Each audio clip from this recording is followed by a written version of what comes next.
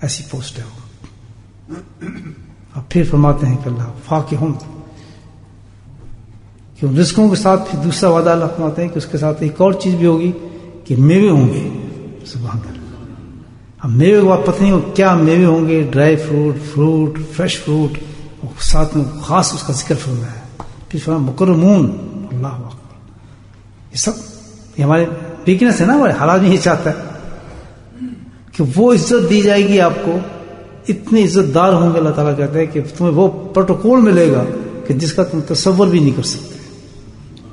اتنے نوکر چاکر ہوں گے تمہارے، اس قدر لوگ کھڑے ہوں گے، جیسے کھڑے تھے سلامی دینے کے لیے پولیس کھڑی ہوتی ہے، آرمی کھڑی ہوتی ہے.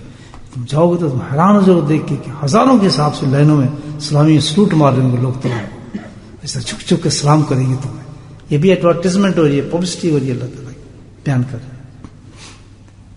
اور اس کے بعد فرمایا کہ متقابلون،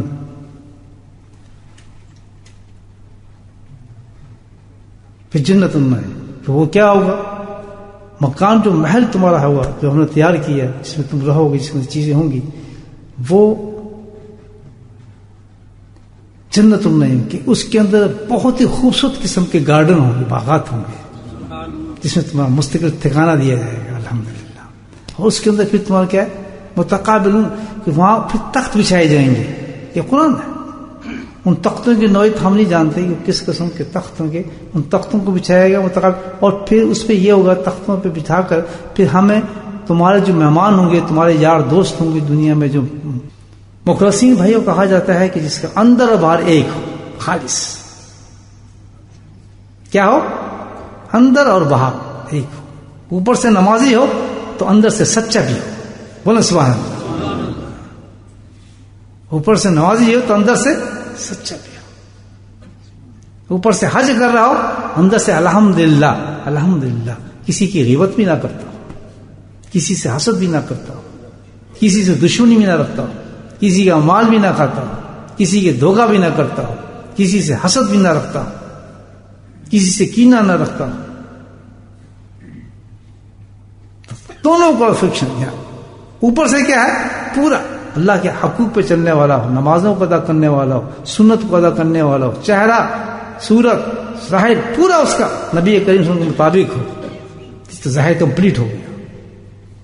اور اندر سے مکمل طور پر وہی کردار ہو جو نبی کریم جس کردار کو پیش کرنے کے لیے تشریف لائے تھے. لقد کان لکم فی رسول اللہ اسوۃ حسنہ. جو اخلاق آپ نے پیش کیا تھا، وہ اخلاق حسنہ ہمارے اندر موجود ہے.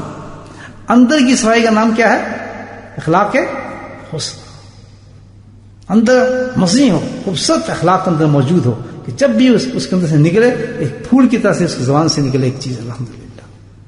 اتنا بلند اخلاق ہو، کوئی ایسی چیز اندر نہ ہو جو اگینسٹ سنت کے ہو، اندر بھی اور باہر، جس کی کوالیفیکیشن ہے. اندر اس کا ایسا اخلاق اعلیٰ ہو.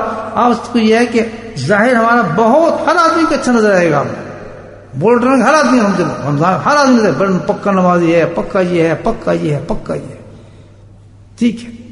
لیکن اندر کی جب بات آتی ہے، جو اصل ہے اخلاق انسان کا، اس میں گرتا ہوا نظر آتا ہے. دیکھیں نبی نے کیا اخلاق پیش کیا تھا. مجھے بخاری کی واقعہ یاد آتا ہے. امام بخاری نے اس کو روایت فرمایا. ابو سفیان تھے جب دشمن تھے، اللہ کے رسول کے سب سے بڑے دشمن تھے، اور مکے کا موسم تھا، مکے میں تشریف رکھتے تھے. اور کون سی اذیت سی، کون سی پریشانی تھی، کون سی مصیبت سی جو وہاں کے لوگوں نے آپ کو نہیں پہنچائی، یہ تو ہم سب جانتے ہیں. بہت سخت زمانہ تھا نبی کریم صلی اللہ علیہ وسلم کا مکہ مکرمہ کے اندر. اور اپنے ہی تھے، جنہیں غیر نہیں تھے، اپنے ہی تھے جنہوں نے اس قدر تنگ کیا کہ کوئی اذیت چھوڑی ہی نہیں جو نہ دیا آپ صلی اللہ علیہ وسلم. 3 سال قید کر دیا، کھانے بند کر دیے، کوٹھریوں بند کر دیا، اولادوں کو بند کر دیا. یہ میں اس سے کامیاب ہو جاؤں. نہیں، کامیابی وہی ہے جو اللہ پاک نے بتائی کہ اس صورت میں تمہیں کامیابی دی جائے گی. اور یہ سارے درجے جو اللہ نے قرآن میں بتایا ہے ہمارے لیے ہیں، ایمان والوں کے لیے.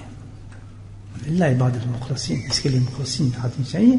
یہ کوالیفیکیشن اس کی آپ پوری کر لیں، اپلیکیشن دے دیں. ابھی مریں گے نہیں تو فرشتے آ جائیں گے آپ کے پاس خوشخبری لے کر. وہ تو بڑی اونچی انسان ہے بھائی، تیری تو بڑی تیاری ہو رہی ہے، تو کیوں گھبرا رہا ہے؟ چل آگے چل، بشارت ہم سب. اللہ پاک ہم سب کو توفیق عطا فرمائے. ہم جو سنیں اس پہ عمل بھی کریں، اور قرآن پڑھیں تو ذرا سوچ کے پڑھیں کہ بھائی یہ قرآن ہمیں کیا کیا چیزیں بتا رہا ہے، اس پہ ہمیں عمل کرنا چاہیے۔